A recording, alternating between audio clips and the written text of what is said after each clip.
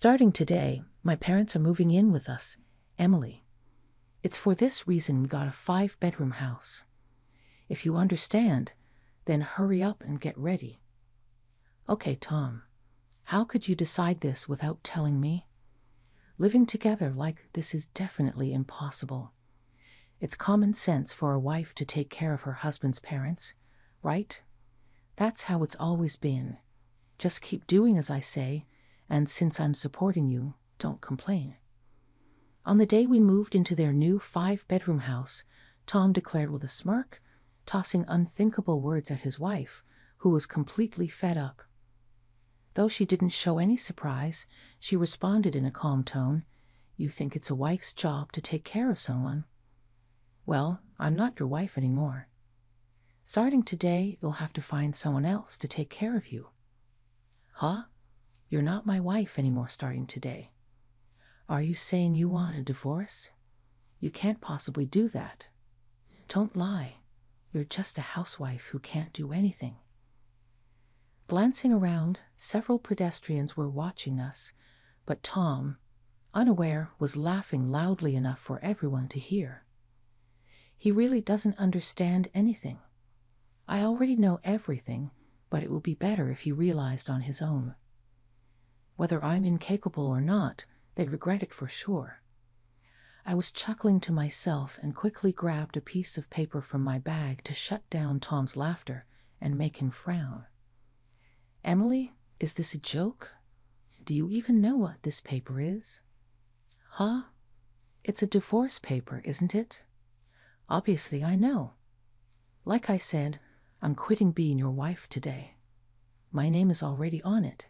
You just need to sign it. I'll submit it, so you should be thankful, right? Thankful?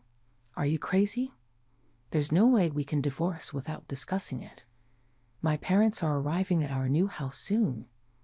Instead of wasting time with this silly joke, start unpacking and preparing the meal.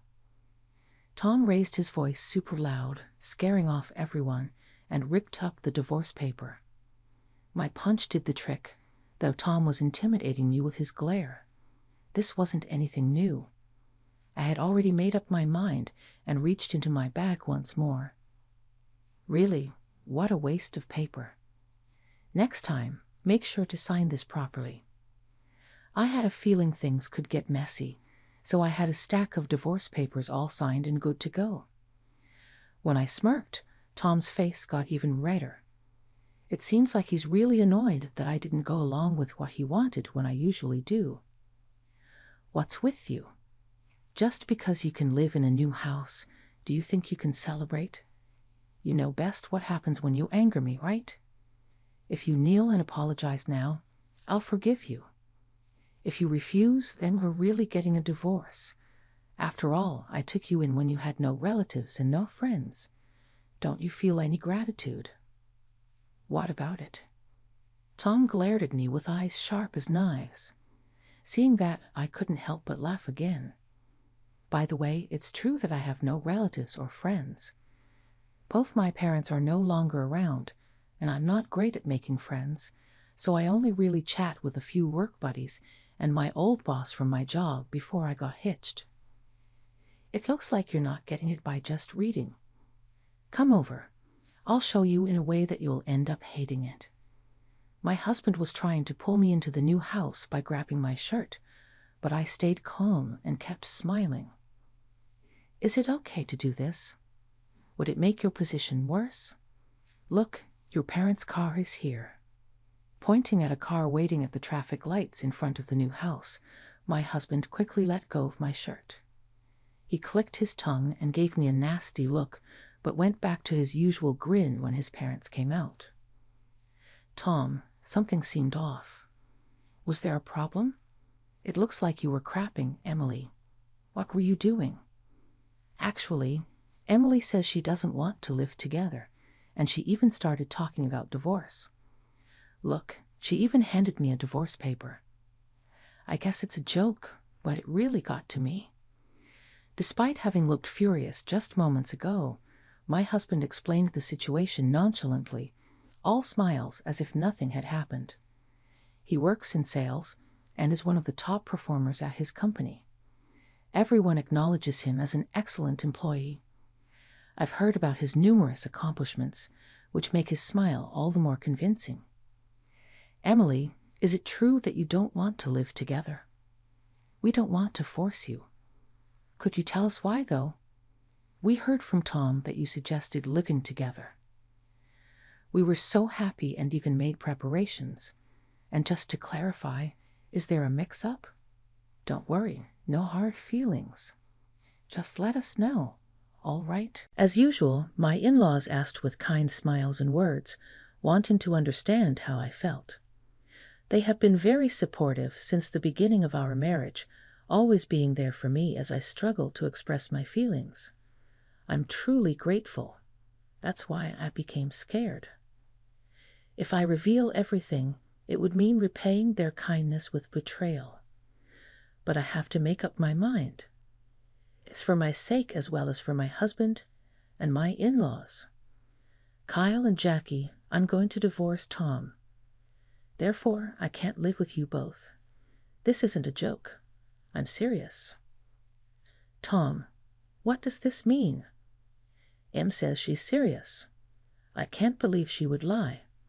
Please explain the situation so that it makes sense. No, Dad. Don't take her seriously. There's no way we're getting a divorce. Look, we even bought a new house. She's just mentally unstable because of the change in environment.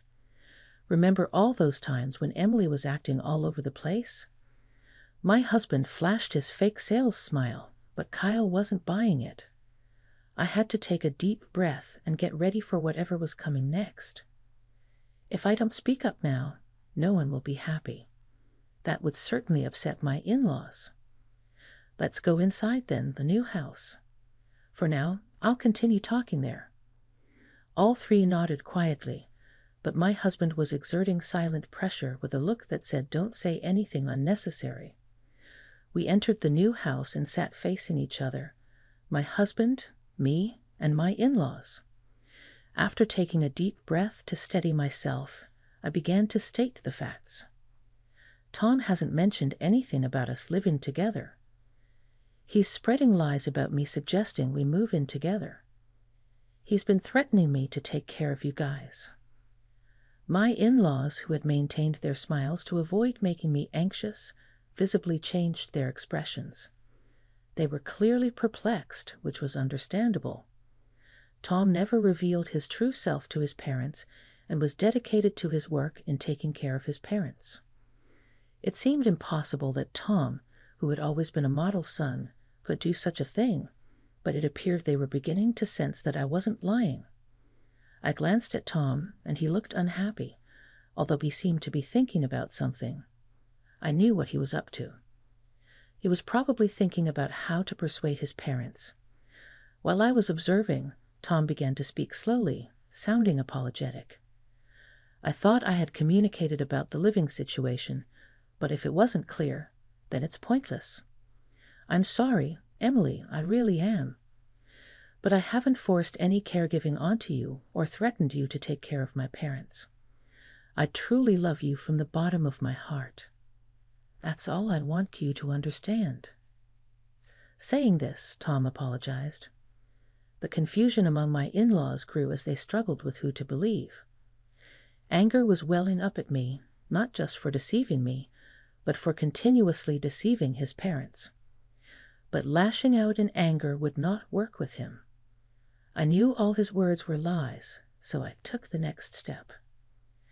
It's understandable that you both are shocked, but Tom is definitely lying. Allow me to prove that.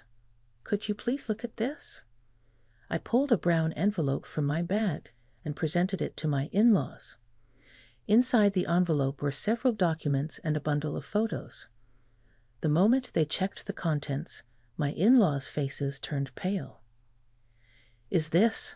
Are you saying Tom has been cheating? It can't be true, can it? Tom, what were you thinking?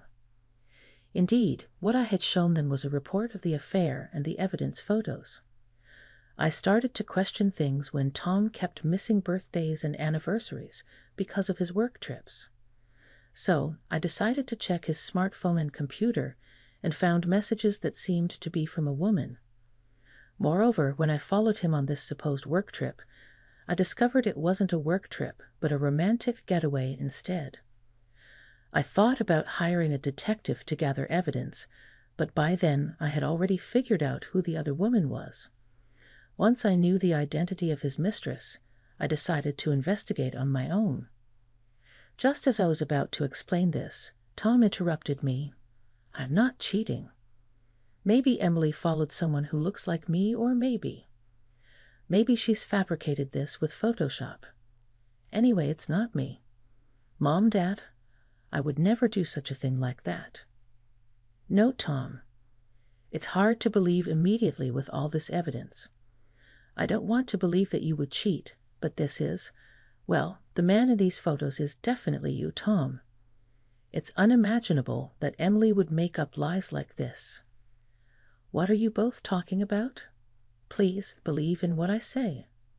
I don't even recognize the woman in these photos. And most of this evidence must have been collected by Emily, right? She could just make things up. Look, Emily, tell them you were lying. My husband continued to pile on lies and excuses, intending to deny everything thoroughly. But the more he struggled, the more effective my next move would be. This development was within my expectations. Tom, you really don't know the woman in the photos. You can't take back those words, you know. Yes, I'm not lying. I don't know any women. Before Tom could finish his sentence, the doorbell rang. A visitor at our new house just after moving in. Everyone was wondering about it, but I was the only one who didn't think it was a service person. My husband tried to change the subject, but I ignored him, went to the entrance to greet the visitor, and led her to the living room where everyone was. Immediately, my husband's face turned pale. My in-laws repeatedly looked back and forth between the photos and the visitor. Tom, I'll ask you again. Do you really not know the woman in the photo? Is she the same person right here? Why?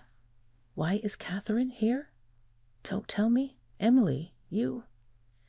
His eyes darted nervously, and he began to sweat profusely as he showed his greatest agitation of the day. It's understandable given that Catherine, his affair partner, was standing right in front of us, and I had invited her. In fact, I had Catherine wait near our new house. When I told my husband that I wouldn't live with him, there were a few bystanders around who were looking at us, including Catherine. She was positioned out of his sight, so he hadn't noticed her. It's confirmed then. Tom has been lying. By the way, I know Catherine very well. She's a former colleague of mine. I'm not good at socializing, and my colleagues and boss were pretty much my only conversation partners. Catherine was one of those colleagues. Although I've left the company, making her a former colleague, I knew her contact details and address. I conducted my own investigation into the affair without hiring a detective because I could easily follow Catherine, and I decided that hiring a detective was unnecessary. Also, Catherine had informed me about Tom's plans to push his parents' caregiving onto me. Before Tom purchased the 5-bedroom house, I was aware of his plans. He used to share everything with Catherine and looked down on me, but he probably never imagined that it would backfire in this way. Catherine, why did you just show up like this? You know it would be bad if you came, right? I was serious about marrying you, Tom. If you want to marry me to take care of your parents, I'd be happy to do so. That's why I came to tell your parents. Everyone except Catherine was dumbfounded, saying, "What are you talking about?" But Catherine was serious. It might seem insane, but it was a gesture of pure love for Tom. I got drawn to Catherine because she was so genuine, but I never guessed her innocence would hurt me in the end. Catherine's arrival had filled the new house with an awkward atmosphere, but it was my in-laws who changed it. Tom, does this mean everything you said today was a lie? Do you understand what you have done? I'm disappointed in you, Tom. Apologize to Emily and take responsibility. Depending on your answer, we might disown you today." "Disown me? Mom, please wait. Dad, let's calm down, okay?"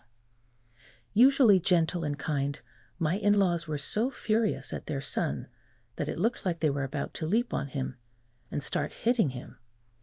They seemed like completely different people, not the calm ones who always listened patiently. I immediately noticed why they were angry. It was for my sake. Their kindness made them capable of feeling anger on behalf of others.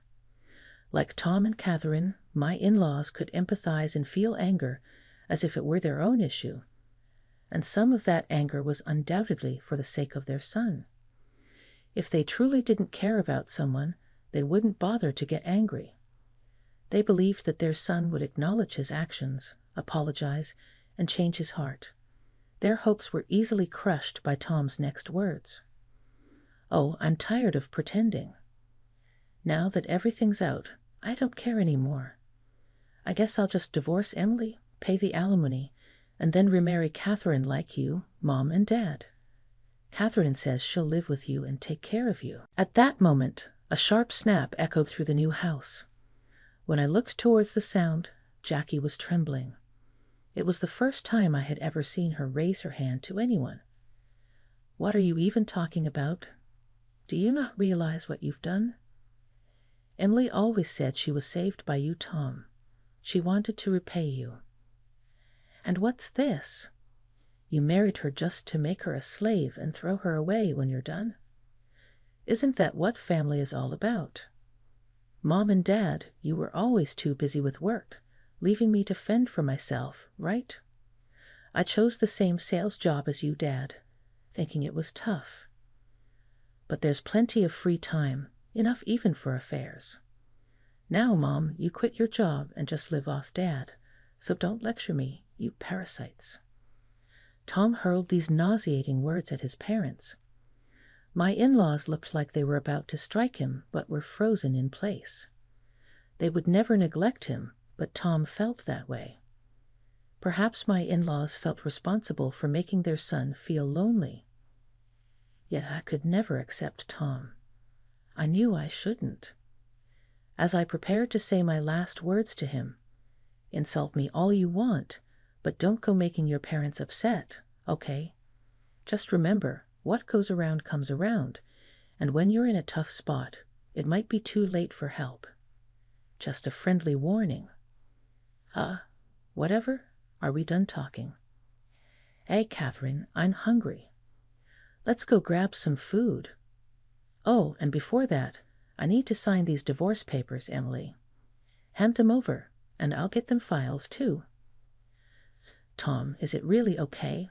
Your parents said they might disown you." "It's fine, I have you, don't I? I can live without my parents. I tried to repay them by arranging a caregiver, but they just freak out. So forget it. They're idiots. Don't ever show your faces again." Saying that, Tom forcefully dragged Catherine out of the new house. My in-laws tried to follow, but couldn't catch up as he quickly drove away, leaving them standing dumbfounded. "Emily, we will make sure our son takes responsibility. Could you please wait a little while? If our son turned out this way because of us, it means we are to blame for your suffering. So no, that's not right. Tom made his own decision. It's his fault. Also, please don't worry. Tom will surely regret his actions. It will happen naturally, even if we do nothing." After conveying this, I said my goodbye to my in-laws, expressing my gratitude for their protection and apologizing for not being able to consult with them sooner and letting things come to this. It might have been the last time we'd see each other. A few days later, a call came before Tom. The voice on the other end was filled with despair I had never heard before. "Emily, help me, please. I seriously didn't know anything." "What you didn't know was that Catherine already had a husband, or that her husband was connected to the mafia, and now he's after you for taking Catherine. Stop joking around. You knew all along. I didn't know anything. Why didn't you tell me? And it turns out Catherine's husband is a former boss from your company, right? You knew everything from the start. Correct. During my investigation into your affair, I ran into my old boss. And when I told him about Catherine's affair, he was furious. It seems Catherine didn't even know that her husband was connected to the mafia. She fled and ended up meeting you, thinking you could protect her. What? Catherine used me? No wonder I can't get in touch with her. This is ridiculous. If you lie to others, expect to be lied to back. But whatever, it doesn't matter. You'll always be on the run now. As I coldly laid out the reality to my husband, the voice on the other end of the phone went silent, the line dead quiet. Perhaps he was recalling my words. Still, all he could do was desperately cling on. I'm sorry. It was all my fault. I didn't mean to say such horrible things to you or my parents. I truly regret deceiving you, Emily. Please. He's your old boss, right? If you speak to him, maybe something can be done, right? Nothing can be done. People's feelings aren't that simple. Even if something could be done, I won't help you. I have only one wish, that you and Catherine fall into hell, enjoy the worst life possible. Without waiting for a response, I hung up the phone and blocked him immediately. I could confirm any further details about my husband's life through my old boss, no problem. I intended to keep an eye on him until he fell into hell. Tom was forced to quit his job and vanished from his hometown. I heard from my old boss that even if he gets arrested, he will make sure Tom faces his responsibilities. It seems he intends to pursue him to the ends of the earth. I'm not going to kill him, just going to settle things, he said with a laugh. But his eyes weren't smiling at all, so I couldn't tell if he was serious or not. All I know now is that Tom cannot lead a decent life any longer. Unless Tom confronts himself and decides to change, it will be difficult for him to escape his hell. As for me, I moved to a small apartment and started living alone. However, I couldn't quite make a fresh start. Being divorced, I was alone again. Even though I was prepared, I couldn't hide my loneliness. I hated being so stuck and not being able to change anything, just having the same boring days. But then, one day, when I happened to look outside the window, I saw a car parked there. The car parked outside was one I had seen almost every day. I couldn't help but rush out of the house and stand in front of it. The door opened, and two friendly faces appeared. "Hey, Emily, have you been well? Have you lost some weight? Are you eating properly? Kyle? Jackie? Why are you here? Today's our wedding anniversary. We were just about to go out for dinner. Do you have time, Emily? We want you to come with us. That's why we came to pick you up." Me? On your wedding anniversary? But Tom and I are divorced, and I'm a stranger to you both now. As I murmured this, looking down, my in-laws smiled gently at me and said, "Legally, maybe. But to us, you're still our daughter. That is why we want our daughter to celebrate our anniversary with us. Like you, we don't have any parents either. We struggled a lot when we were younger, and unfortunately, that made Tom feel lonely too. We've decided we won't let our children feel lonely anymore. If you don't want to be our daughter, then as a friend is fine too, Emily. Won't you stay with us?" At her words, Kyle nodded and smiled again. I couldn't see their faces clearly anymore as my eyes were filled with tears. How could I possibly refuse? I'm happy to be part of the celebration with you guys. Although Tom had changed, his parents remained the same throughout my marriage. It might have failed, but meeting them was something irreplaceable. Several years later, I remarried and was blessed with children. I couldn't have imagined remarrying when I got divorced, but thanks to Kyle and Jackie, I was able to look forward. I can never fully express my gratitude. Thinking of them, I was on my way to the restaurant with my family. Today was my own wedding anniversary in the same restaurant we visited that day. I cherished my happiness.